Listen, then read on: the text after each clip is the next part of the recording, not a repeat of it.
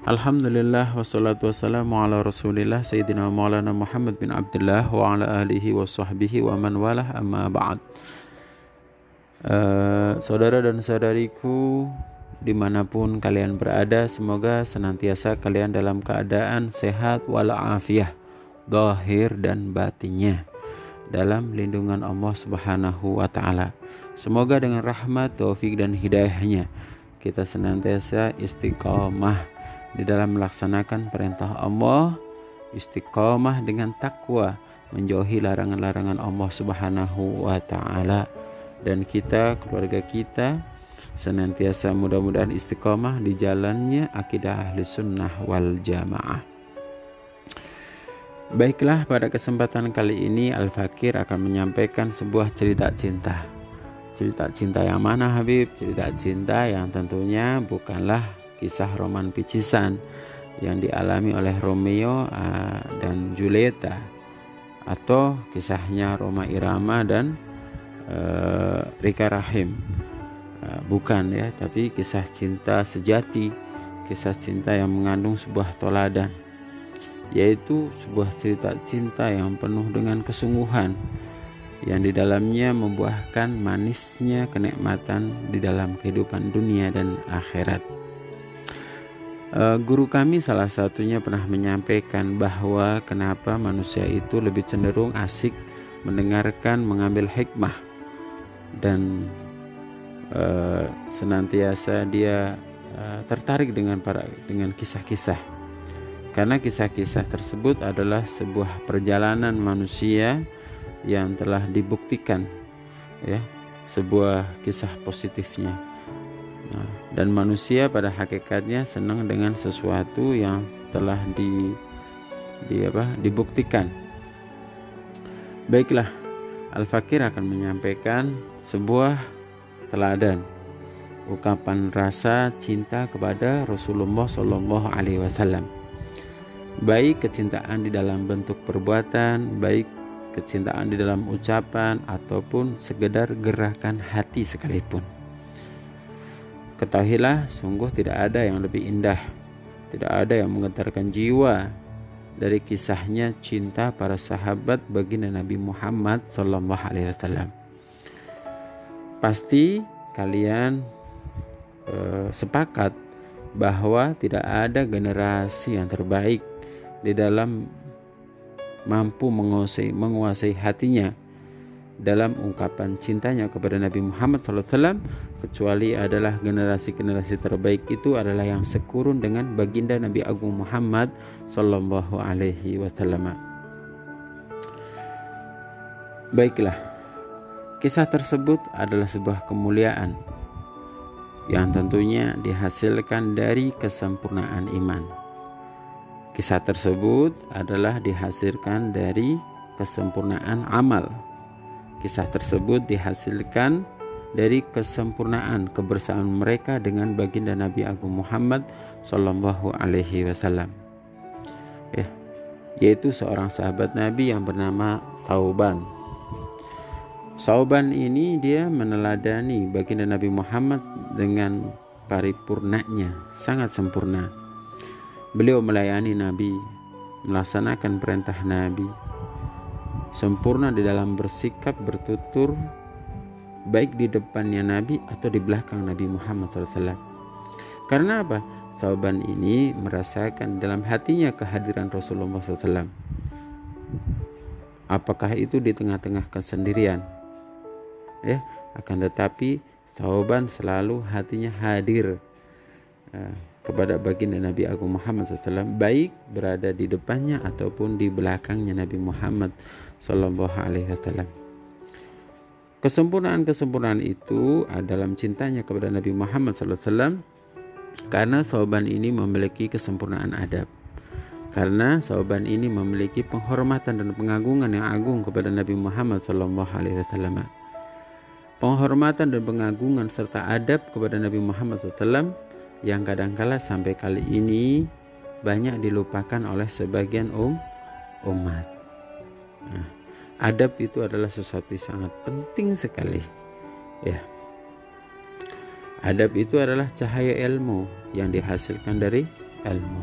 Maka kalau ada orang yang berilmu tapi tidak memiliki adab, maka saya katakan dia tidak bisa memiliki sifat adil. Tidak memiliki sifat adil. Maka kalau orang tidak memiliki sifat adil, maka dia tidak memiliki yang namanya sifat yang beradab. Iya, walaupun ilmunya satu kontainer, gelarnya sepanjang kereta api tut Jakarta Surabaya sekalipun gelarnya. Ya, Masya Allah. Baiklah ikhwani yang dirahmati oleh Allah Subhanahu wa taala. Kisah ini sebenarnya kisah yang cukup cukup terkenal ya. Al-Fakir mendengarkan ini dan mengambil keterangan ini dari kitabnya, keterangannya Habibana Ali bin Muhammad bin Husain Al-Habsyi Sabul Maulid Simtu Durar. Akan tetapi kali ini Al-Fakir akan menyampaikan kembali kisah Thauban radhiyallahu anhu. Kisah ini terkait dengan kabar gembira dalam firman Allah Subhanahu wa taala, yaitu surat An-Nisa ayat 69. Wa may yuti'allaha wa rasula fa ulaika ma'al ladzina an'ama Allahu 'alaihim minan nabiyyin wasiddiqin wasuhada'i wassalihin wa hasuna ulaika rafiqa. Barang siapa yang mentaati Allah dan Rasulnya, mereka itu akan bersama-sama dengan orang-orang yang dianugerahi kenikmatan oleh Allah. Siapakah mereka? Para nabi. Siapakah mereka? Para siddiqin. Siapakah mereka? Orang-orang yang mati syahid dan orang-orang soleh. Dan mereka itulah teman sebaik-baiknya. Wa hasuna ulaika rafiqa. Ayat tersebut dijelaskan oleh Al-Imam As-Sa'labi. Al-Imam As-Sa'labi. Ya. Turunnya itu disebabkan oleh kegelisahan hati sahabat Thauban radhiyallahu anhu, disebabkan cintanya kepada Rasulullah yang cukup luar biasa. Thauban ini perlu diketahui, dia ini seorang budak yang dimerdekakan oleh Nabi Muhammad SAW. Iya. Thauban suatu ketika diliputi dengan kesedihan yang mendalam. Ya. Kemudian suatu ketika Thauban ini yang senantiasa sering berjumpa dengan sang kekasih Nabi Muhammad SAW pada saat itu, Thauban ini dibayang-bayangi hantu perpisahan. Dengan siapa? Dengan Nabi Muhammad SAW. Ya. Cintanya dia, hatinya dia bergelora. Akan tetapi kemudian perasaan yang semacam itu, Thauban ini terasa putus asa dengan keadaan dirinya. Jika cinta ini menghasilkan senyuman, jika cinta ini menghasilkan canda, tawa, ya. Jika cinta menghasilkan aroma wangi yang indah dipandang. Akan tapi Thauban ini kemudian menghasilkan sebuah cinta yang mengalirkan air matanya dan tangisan. Maka hal tersebut bagi jamaah Sahibul Burdah, jamaah Burdah itu tentunya mengenal dengan satu qasidah, fa kaifa tunkiru hubban ba'da ma syahidat bihi 'alaika udulu dam'i wastaqami. Bagaimana kamu bisa mengingkari cinta setelah ada kesaksian dari air mata yang adil dan sakit, maksudnya karena rindu. Masya Allah. Padahal Thauban sedang jatuh cinta, tapi dia mengalirkan air mata. Padahal Thauban sudah mendapatkan kabar gembira, tapi Thauban semacam kayak putus harapan. Padahal Thauban ini telah melihat surga dalam mata batinnya. Akan tapi Thauban menangis. Thauban semacam putus asa. Hingga Thauban datang kepada Nabi Muhammad SAW. dengan wajah yang pucat, dengan penuh kesedihan. Rasulullah berkata, "Mengapa wajahmu berubah seperti wahai Soban? Apa kamu sedang mengapa wajahmu berubah seperti wahai Soban? Kamu sedang tertimpa musibah," kata Nabi Muhammad. "Tidak ya Rasulullah," kata Soban, "aku mempunyai masalah. Aku ini mempunyai masalah." "Apakah problemnya?" Dia ini tidak memiliki sebuah masalah ataupun karena sakit.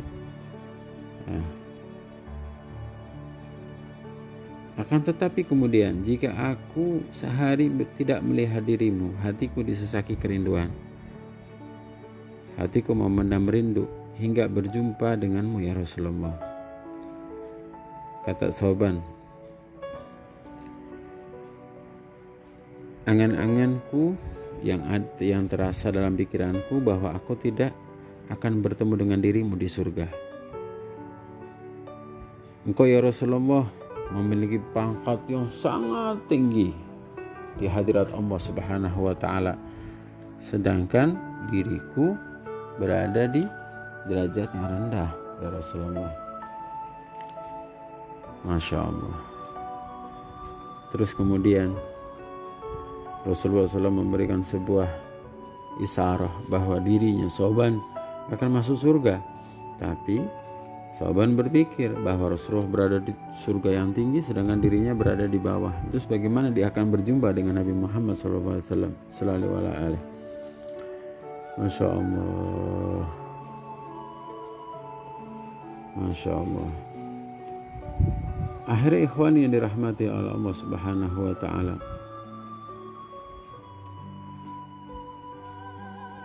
akan tetapi karena modal kecintaannya kepada Nabi Muhammad SAW, kemudian Thauban mendapatkan kabar bahwa dirinya kelak dengan cinta akan bersamanya Rasulullah SAW di surga Allah Subhanahu wa ta'ala.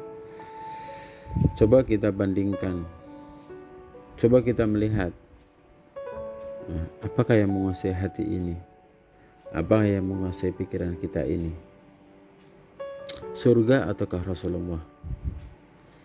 Coba kita pikirkan, siapakah yang menjadi tujuan diri kita apabila masuk surga, bidadari ataukah Rasulullah? Coba kita pikirkan, apa yang dicita-citakan kita? Memiliki kenikmatan yang melampaui kenikmatan dunia ataukah kebersamaan dengan Rasulullah SAW? Masya Allah. Thauban memiliki tujuan penguasaan hati yang sempurna, memiliki segala-galanya untuk berharap ridha Allah, yaitu senantiasa pengen dekat, hadir hatinya dengan baginda Nabi Muhammad SAW dan berjumpa senantiasa kelak di surga Allah Subhanahu wa ta'ala bersamanya Nabi Muhammad SAW. Allahumma sholli ala Sayyidina Muhammad wa ala ali Sayyidina Muhammad. Mudah-mudahan kisah tersebut menjadi kabar gembira bagi kita sebagai motivasi kita untuk meningkatkan kecintaan kita kepada Nabi Muhammad SAW, tentunya dengan pembuktian dengan takwa kepada Allah Subhanahu wa ta'ala. Demikianlah yang bisa saya sampaikan. Apabila ada kata-kata yang salah, kurang berkenan, Al-Fakir minta maaf yang sebesar-besarnya. Terima kasih. Wal afu minkum.